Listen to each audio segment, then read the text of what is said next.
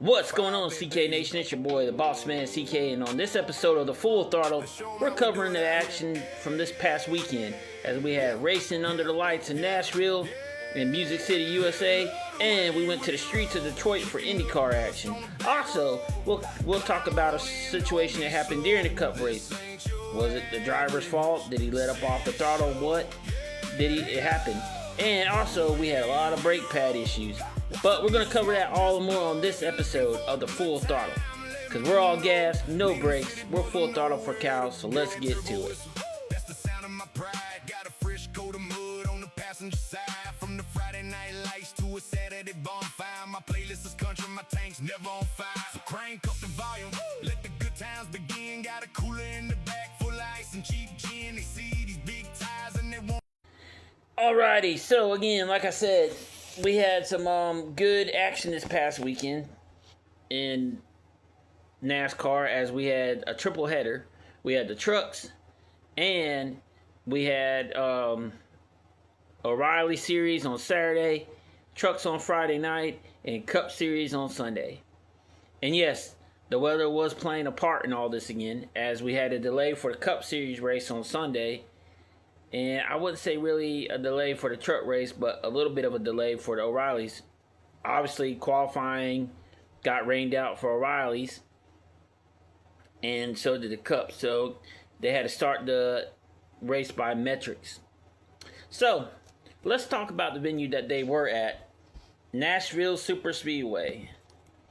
It is a concrete oval that's 1.33 miles long. And the race theme for this is, again, tire wear, strategy, and long green flag runs. So, as I mentioned in the show, there was issues with brake rotors and all that exploding. But that was only on the Cup side. There wasn't really an issue in the truck side or on the O'Reilly side that I was aware of. Also, you had drivers pulling the doubles or pulling a triple. Connor Zillage, Ross Chastain, and I think that was it. We're in the truck race on Friday night, along with Rajah Caruth, who turned around and ran the O'Reilly's race. Then on O'Reilly's race Saturday, you had Kyle Larson in the race. And like I said, Rajah Caruth was in it, where he had ran the truck race. So again, and then we had everybody's favorite dude, the modern day Talladega Nights man himself, Cletus McFarland. He showed up to run the O'Reilly's race Saturday. To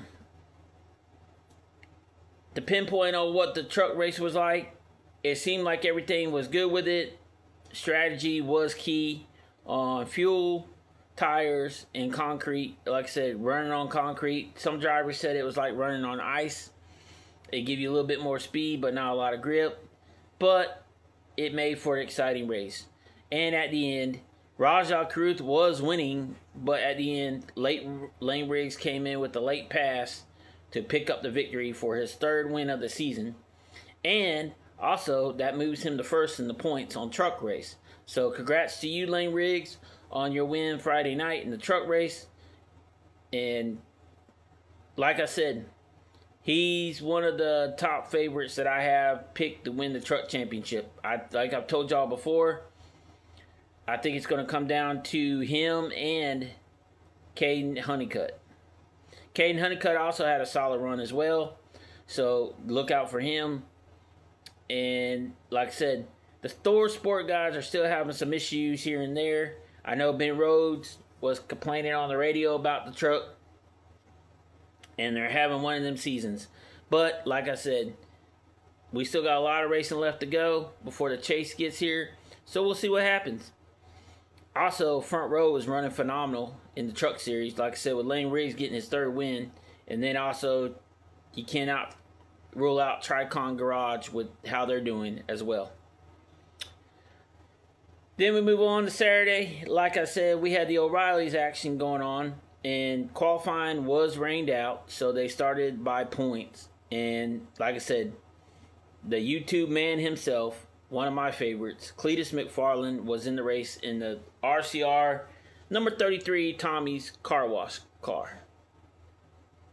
And unfortunately for him, he had to start in the back of the pack, which he had to start dead last, 38th. So, everybody was wondering, with the last race that he had at Rockingham, and he didn't do so well, he kept spinning out, had this, that, how was he going to do at Nashville? Now, here's the thing. He has been putting in simulator time.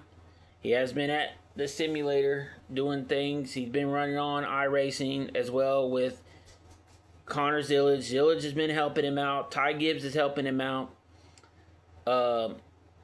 Jesse Love's crew chief Denny Stockman's been helping him out. Also, Jesse Love has been helping him out as well.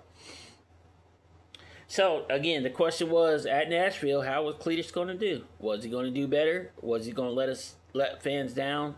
I don't necessarily know if he let fans down, but was he going to be able to run better this week? So the race got going, and I will say this. The first stage, he ran solid. Jesse Love did dominate the first stage, but Cletus was running solid. He did spin out towards the end because he overdrove the car trying to stay on the lead lap, or at least stay lucky dog position. So that kind of hurt him. And he messed up the splitter. Second stage, Allgaier got to the front and won it. And again, Cletus was having one of them nights where mistakes were being made. Overall for Cletus, though, he ended up finishing 5 laps down in 35th. And he had issues with, one, he tried to take off when the jack dropped too early and pulled the jack. That got him a penalty. Then when he was coming back in to serve the penalty, he spun out on pit road, so that got him another penalty. So, hardships are continuing for Cletus McFarland, but here's the thing, again, folks, in CK Nation, give the man time. Stop drilling him for the fact that, yes, he's a YouTuber that's coming on here, and yes, he's getting a ride that some guys work years for and don't even get yet.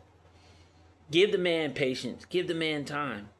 If you watch some of his stuff that he's talked about, he said, I don't have any plans anytime soon of running Cup. But again, if the opportunity arises itself, why not? That's one question I would ask you guys. I would ask you, CK Nation, is if you're like Cletus and you're running in the ARCA series and you know you're doing okay in ARCA, and you just happen to get an opportunity to run in an O'Reilly's ride or a truck ride, are you not going to take it? Or are you going to turn it down? I've had conversations with a few friends of mine that I won't mention on the show, but when he watches this, I'm sure he'll know who I'm talking about. But I asked him the same thing, because he's not really fond on Cletus. I said, look, if you got offered a chance to drive for Richard Childress Racing in the O'Reilly series, are you telling me you wouldn't take it? And he said, I would literally have to think about it. And I'm like, you're crazy. It could be a once-in-a-lifetime chance. So, again, CK Nation and any other ones out there, give my boy a chance. He's getting better. He had a solid run at Talladega. He actually didn't, other than them issues at Nashville, he actually didn't do too bad. Yes, do I think he needs to get back in the throttle more? In the corners? Yes. But that'll come over time. Do I think he needs more time practicing pit stops? Yes. But that will come over time. So give him a break.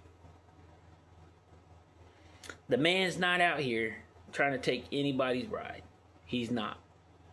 He's just out here trying to do what all the rest of us would love to do. And that's race. If I had the opportunity to do it, I'd tell you right now in a heartbeat I'd do it. I'd jump in a car quick. So let's not hate on Cletus so much. Let's grow with him. The growing pains are going to happen. but his numbers are showing. Again, he almost won Talladega in the ARCA series. He's getting better there. He's got an opportunity to show it again at Michigan coming up this weekend when he runs in the ARCA in the trucks. So just give the man time. And we'll see what happens. Alrighty, as like I said, and then in the third stage, with the dominance of the way he is and everything, and I think he's going to start getting called Concrete Gator or Concrete Justin. Justin Allgaier took Junior Motorsports to victory lane once again at Nashville, earning his 4th win of the season and continuing to build that already ginormous points lead he has in O'Reilly's. So good job to him. I think he's going to be a key factor in the O'Reilly series for another championship. And there's rumors that he's contemplating retirement. And they even asked Junior about that, and Junior said, I will support him in whatever he decides he wants to do. Do I want to see him go? No. But I will just support Justin or whatever he decides he wants to do. Alrighty, moving to the Cup Series. As I said, Cup Series was a different monster on Sunday night.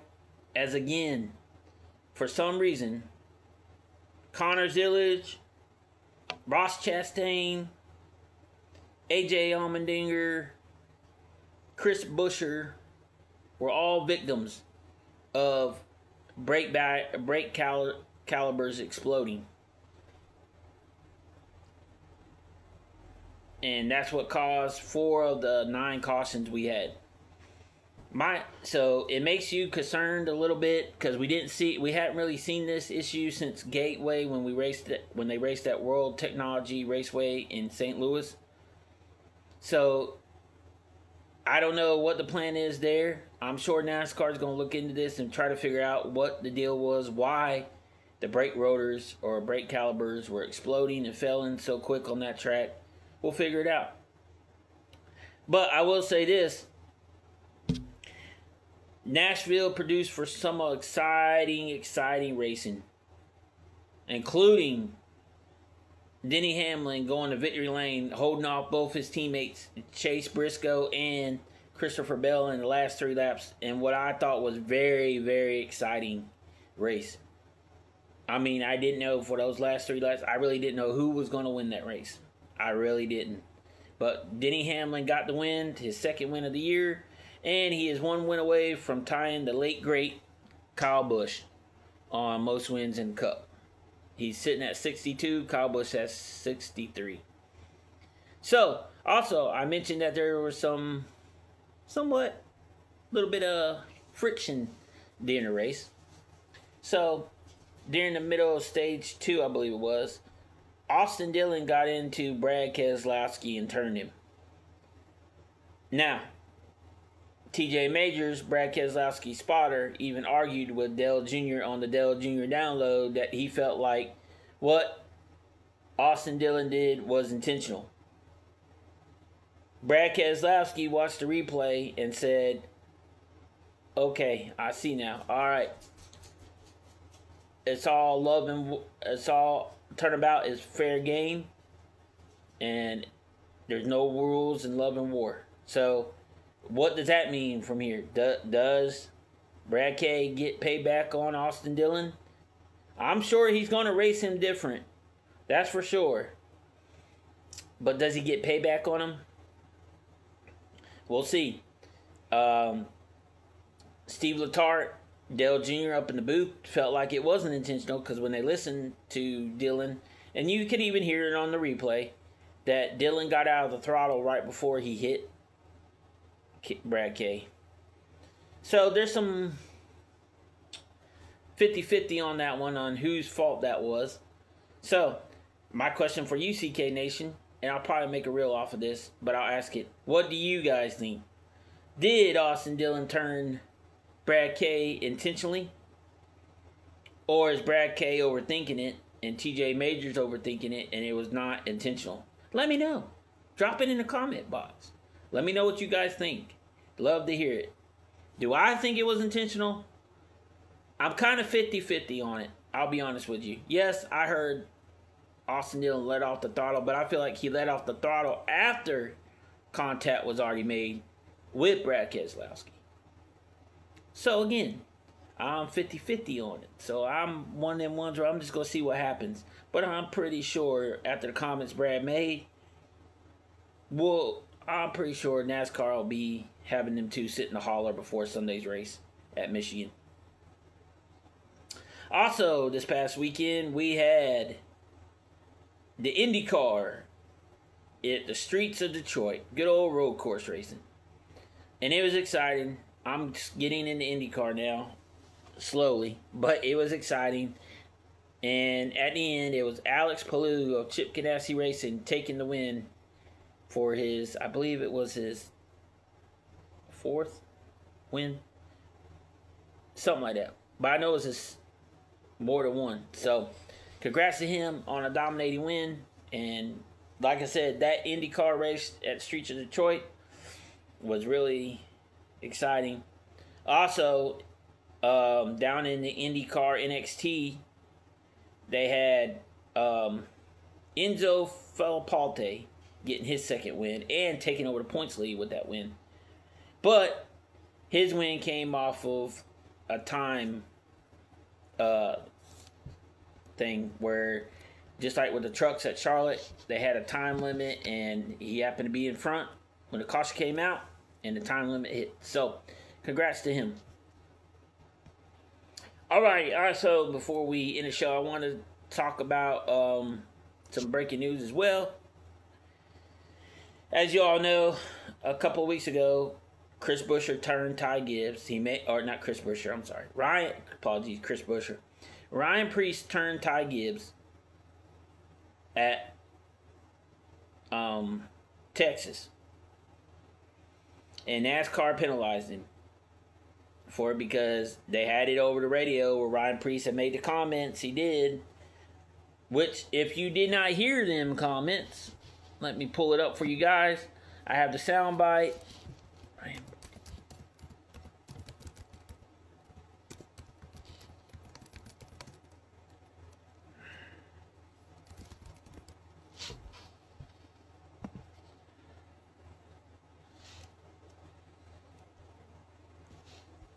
I have the comments from Ryan Preece right here. Thanks to our friends at Front Stretch. Pleasure doing business with you, Mr. Henderson. Well, that's not him, obviously.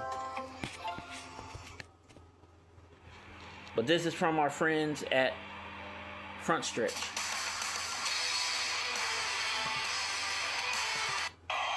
Ryan, I know it was a hard-fought day. Up in the front at one point, just talk about it. Yeah, I mean, we just never could get track position. We had a really fast ballpark Buns and Kroger Ford Mustang Dark Horse, and just kept fighting for track position. Kind of had to swing and try to get stage points, and didn't work out on the first one, but we did in the second one, and then we clawed up to 14th on that last restart. So yeah, stacked some points there, but we have a better team than 14th place. You expressed frustration with the 54 car right before that incident, or during that incident. Can you talk about that? No. Talk about the call to stay out right before the end of stage 2. Yeah, I mean, we had so much potential in the race, and you know the game is definitely. You got to stack points. You got to get stage points, and you know it's important to do that. So we, I'm behind Derek. You got to get them. You need every point you can get, and it would have been nice if we could have got 10 or 9 and really maximized it. But we still did that. Ended up 14th. I think a 9th place points day, which is you got to stack points. Got to be consistent. You got to make smart decisions, and you know that's what we try to do. So you still like the call? Oh yeah, no, I'm 100% behind Derek. Derek's my guy. You know what I mean? Like, there's going to be days where I make things and make decisions that maybe I don't see it at first, but I'm 100% behind him, just like he's 100% behind me. So, yeah, I'm proud of the team, proud of the race he called, and you know we'll work towards trying to get some track position and work on our Saturdays, so it'll be a lot easier to make those decisions. Do you want to talk to Ty in the future, in the next week? I mean, I'll be honest with you. I hate that he wrecked. But decisions you make on the racetrack, there are repercussions. And I try to race everybody with an amount of respect that I'd like in return. And when you don't do that, I'm not going to cut you a break. And that's what happened. My Place Hotels. Alrighty, so as you just heard, when he finally actually talked about it, and he expressed in the car that he wasn't happy with Ty Gibbs and he wasn't going to cut him a break. So NASCAR penalized him for that, took 25 points away. Now, RFK, as expected, did appeal that decision, and it was released this week that NASCAR upheld the decision and RFK lost that penalty, or lost that appeal. So, again, another question for you guys. Do you think it was right and NASCAR was on the spot about keeping that decision? Or do you think they should have cut Ryan Preece a break? Let me know. Drop it in the comment box. I think that they made the right choice because it was on the radio. He stated what his intentions were, and it showed. He said when he got to him on the radio, 54 was done. And then we saw what happened. So, alrighty. So, again, 4 races, 2 different styles, 1 common theme. Execution under pressure wins races. And like I said, Alex Palou with his win in the IndyCar. Congrats to him. Congrats to Lane Riggs on his win in the truck race. Congrats to Justin Allgaier on winning that O'Reilly's race Saturday. And congrats to Denny Hamlin on getting the win Sunday. As again, they all showed dominance this weekend in a great situation. Alrighty, fans. Well, that'll be it. I'm going to wrap the show up with that. But again, thanks a lot again, guys. Like I tell you guys all this all the time on every episode. I don't do this just to do this. I do this because I enjoy sharing my passion for motorsports with you guys, because I know you guys enjoy sharing the passion of motorsports as well. And I appreciate you for tuning in every week, and I appreciate y'all interacting with me on comments and stuff like that, man. Like I said, I love seeing it. So, with that being said, continue to like, subscribe, follow on Facebook, YouTube, and TikTok. And again, as always, we're all gas, no brakes, and we're always full throttle for Kyle. And I'll see y'all on the next episode of the CK Motorsports Full Throttle.